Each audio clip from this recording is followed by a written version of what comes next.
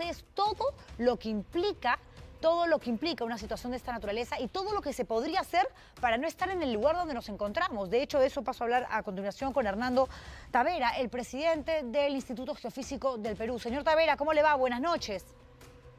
Noches. Conversaba hace instantes con el corresponsal en Arequipa, Javier Rodríguez, y nos decía que todavía no hay una declaratoria de emergencia. La pregunta es, ¿qué más tiene que suceder, pregunto, o cuándo se tendría que dar una declaratoria de emergencia tomando en cuenta las 3 explosiones que se han registrado, la primera hoy a las 3:16 de la mañana en el volcán Ubinas?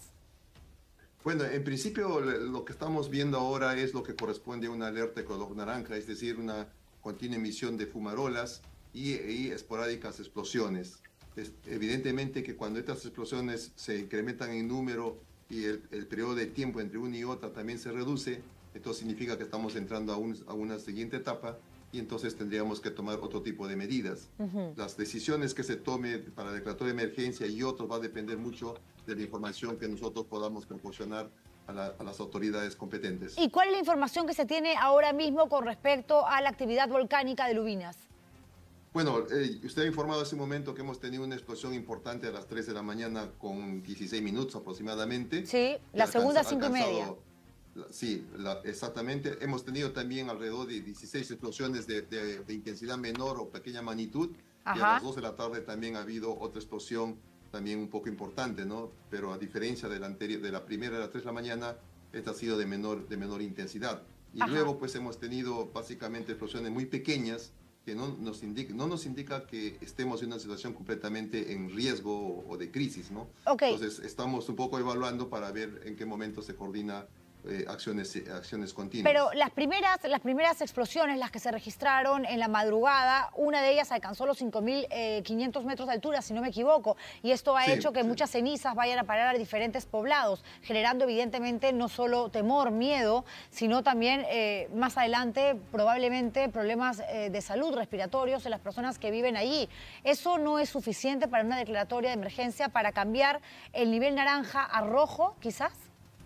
Bueno, tengo entendido de que eso se va a proceder en estas horas que siguen, ¿no? Pero lo que ha ocurrido es la primera explosión, repito, ha generado caída de cenizas en un número muy pequeño, ¿no? Con también el tamaño de cenizas es también del orden de 1 milímetro aproximadamente, y durante el resto de tiempo, el resto de horas, no ha ocurrido nada de emisión de cenizas, ¿no? Entonces se está evaluando, o sea, tampoco se trata de dar una declaratoria de emergencia simplemente porque hay una explosión de esas características, ¿no? Se tiene que cumplir ciertos procesos, ¿no? Pero ya está en camino, obviamente, las medidas correctivas y tengo entendido que en algún momento ya va a salir una declaratoria de emergencia. Ok, una última pregunta, señor Tavera. A ver, ¿cómo se analiza la actividad, el comportamiento de un volcán cuando ya despierta y cuando empieza a registrar diferentes explosiones de mayor o menor magnitud?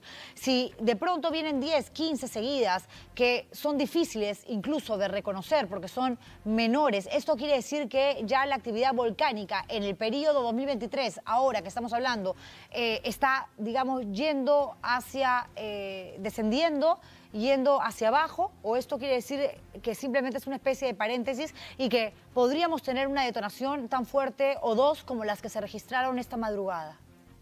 Mire, en principio la actividad sísmica fue el primer indicativo que nos decía de que el volcán podía iniciar un proceso eruptivo, y esto fue a finales del mes de mayo. Lo que se esperaba después de este incremento de actividad sísmica era la presencia de fumarolas, y eso ocurrió a la mitad del mes de junio.